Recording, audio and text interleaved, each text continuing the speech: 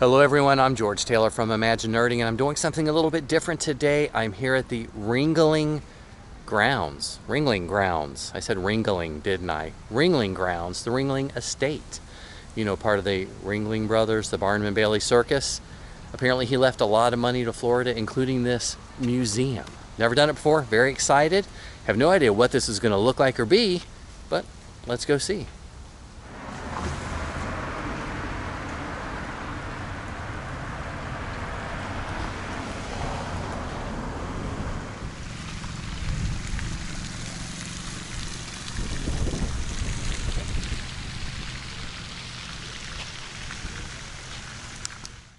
That is a pretty spectacular mural, and you really can't see how big it is at all. It is massive, but so here's me for scale.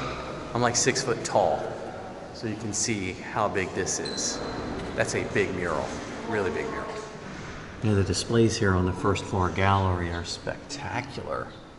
I haven't been in the museum 5 minutes. I'm already loving this place. La Boule Mystérieuse. Oh no, that's in the background. I was looking to see what that is. Wow.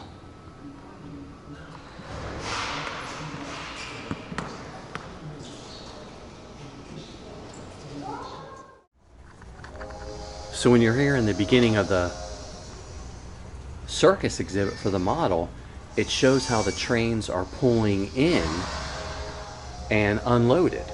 So you see the very beginning of the circus, which has advertising trains, and the cook, basically the city starts and they load the cooking tent first. It's pretty fascinating to see the level of detail that they've done on the train.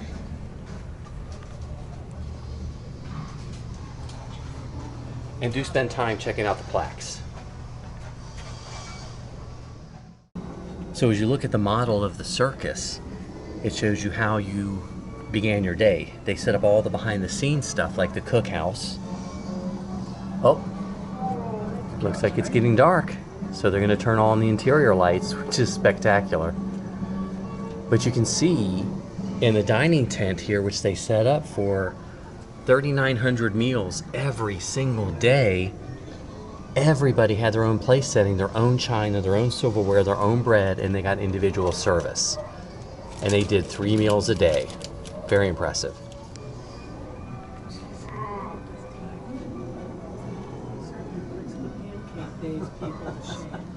And as we move through the day of setting up, you can see they've got the circus performers ready to go. And a lot of these performers, it said, would show up beforehand and be part of the parade. And everything that we're looking at here is behind the scenes. This is still part of the circus that the average person wouldn't see. Oh my gosh, look, that person fell off the tightrope. Uh-oh, I hope they're gonna be okay. But once you move along, you can see the animals in the background of the model and the performers getting ready in their tents. It's a little too tense over here. I'm funny, no, I know. But each one had their sides and all the equipment that had to go with it. It's amazing. The level of detail on this is astounding. So this gives you an idea of the scope of part of the, oops, I hit the glass, part of the backstage area of the circus. And again, this is just stuff you wouldn't see when you were visiting, but everything that was part of this city without a zip code, all for one day of the circus. This is huge setup and teardown. And yay, it's circus day. So we come to the beginning of the circus. They've actually changed the noises. Whoever did the sound design in here was brilliant. But you can see they've got setups where you can bring your bicycles. There was a parking lot down there, and you've got part of the trolley system. And this one was set up for Knoxville, which is neat. But then you hit the Midway. And this is not the Midway we are used to, like at a theme park or an amusement park, but this is the Midway with the sideshow. And this is how they whet your appetite. This is the, you know, the kids show, they said was the smallest of the shows, the 3 tents that they had. And they would sell different cotton candy, drinks, refreshments. They would get you to go into the sideshow to get you hyped up for the rest of the performance. And I love the way the models go. But let's head on to the big show main entrance. So this is getting pretty interesting. They've got some, you can see how Disney, where they got their ideas from, I guess. Look, they're leading you through the two sides of the canvas tent so you don't see everything that's happening in the back. And that's pretty massive back there. That's a city within a city. But all you're seeing are the sides of the tent. As you go into, we go around the corner, dun dun dun, what they call the Menagerie, where they would show off the animals before, again, to prime you, to whet your appetite for the big events of the circus. And it's pretty astounding and sad. It's very sad to see all these animals in cages and things like that, but we know that's just what they did. But you would walk through, you had the opportunity to buy more food items, popcorn, cotton candy, drinks. Look at the animals that you are about to see in the show before you head on to the main event. And there are a lot of details, but I had to show you guys this. Look, it's the restrooms. I gotta quit clicking the glass. Look, the other side is the women's and this side is the men's restroom. And you had two tents to go number 2 and one, we won't talk about that. But let's head over to the big tent. Okay, so we are inside the big top. And I am gonna have to spend a little bit of time in here because this is amazing with what's going on in here.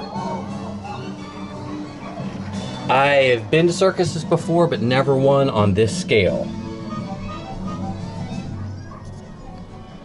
So as you can see, the main circus ring right ahead of us has got the wild animals in front of it. The lions, the tigers, the bears, which I don't know how they all got along. I don't know anything about sports teams. But as you go up, if you can see, the yellow chute in the background is how they brought the animals in so they wouldn't escape. And as you look around, you can see there's about 8 different trapeze, oh, there they go.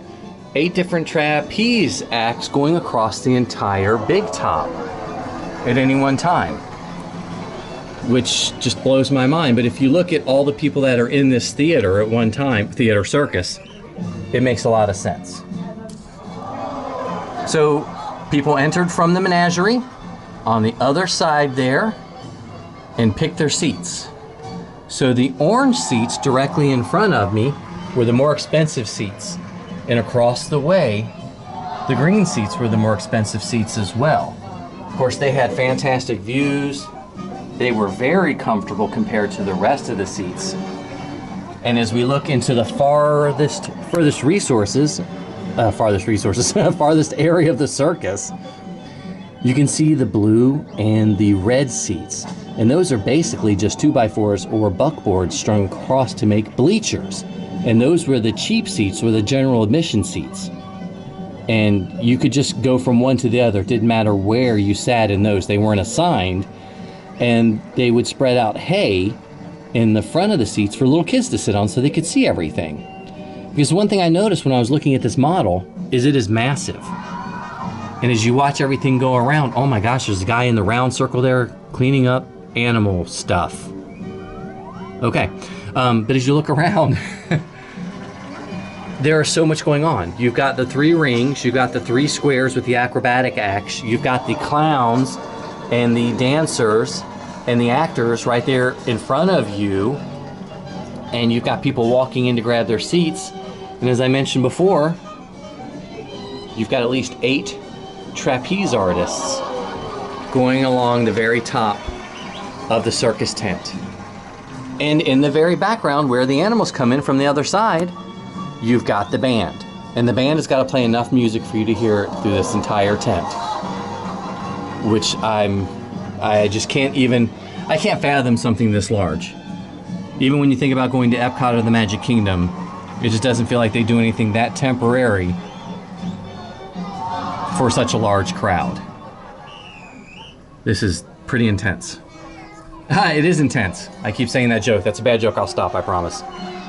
So as we're watching, you got to remember these shows were 2.5 hours without an intermission. So you could get up and go, you could do what you wanted to, and there were over 800 performers, people, not just the animals, that were coming in here.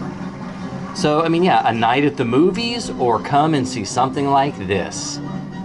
Wow, I just noticed a lot of these details. I didn't see the people right there on the slide that were coming down. Oh, I feel like I could stand there for hours. This is quite an impressive view. So we've hit the end of the day and nightfall. After seeing the big tent, again, here's the backside. And you can see all the support and all the ancillary services that they had here at the circus. And so much going on. And here's the horsey tent. Horse tent, not horsey tent. Sorry, horse tent. And again, look at everything still. Oop, hit the glass again. Everything in the background. I mean, we're still, you know, look at all of this space set out for the circus. It's astounding. So they had a blacksmith that would repair equipment and do things. And then once you get towards the end, it does show you we're on the outskirts of a city. Of course, this city is Knoxville. October 23rd is the date of the circus. Uh-oh. We had an elephant loose. That's not good. It's better than a loose seal. That's for sure. And then here's a workhorse tent. So as I mentioned at the beginning of this video, here we are at the end of the day where the cook tent and the advanced PR people are going to go over to the next stop well before the circus is even over. But here's the circus. People come out to see the circus. And they had extremely extravagant Pullman cars for the executives and the managers of the train set. I mean, of the circus. Excuse me, train set, circus. I'm looking at a big giant train set. Again, I love the sound effects. But as we go towards the end of the display, you can see again, here we are, right back at the beginning, where they're gonna go off to another town and bring the circus to another city ready for excitement and fun and the big top. All right, I made my way up to the second floor of the museum at the overlook. And I kind of don't know what to look at because there's so much. But it gives you a fantastic view from above of the circus to see the full layout. Oh, there's a big square there. That's either for a groundhog or that's where a person pokes up their head to fix stuff. I don't know. But you can see the men's and women's bathroom tents down there. Of course, the women's tent is a little closed. This is fantastic. This scene up here is amazing. Oh, I'm so sorry, guys.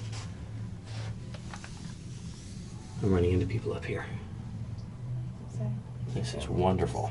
So I didn't get this side very well, but still, look at sort of the back side of the circus. That is just amazing to see the amount of space. And if you can see, I am standing above the big top itself. You can see the seats. You can probably see my legs. But look at that. That's crazy how big this model is. And again, you need to come to the museum. It's worth it just to pay to see the model itself, the circus model. So I found another window, and I am so obsessed with this model of the circus. It really is amazing. I keep saying it over and over again that it's worth the price of admission to see this circus model. The rest of the museum is really darn cool, but this thing is just overwhelming. I just finished touring the Howard Brothers Circus model, which you guys will see. You guys saw the video. Wow, I was blown away by that. It was such a neat experience to see how they put the circus together. And if you look at it, it's the circus in one day from start to finish. And pay attention because it does go from dusk until dawn, or dawn until dusk in there. But it was breathtaking. Make sure you stay and read all of the descriptions and check out everything that they say about the circus and how it goes, because it's pretty similar to how a modern theme park works, except for the traveling. Thank you so much for checking out this video about the Howard Brothers circus model at the Ringling Estate. Don't forget to look for the next video, because I had way too much footage to put in one video about the Circus Museum and the Cadazan Estate that John Ringling built for himself and his wife, Mabel. It's an amazing house. You don't want to miss that video. Don't forget to hit subscribe and give me a thumbs up if you like this video. I'd love to hear what your thoughts are on the Howard Brothers Circus. I'm George Taylor from Imaginerding, and I hope to see you in the parks. Don't forget to smash that like button.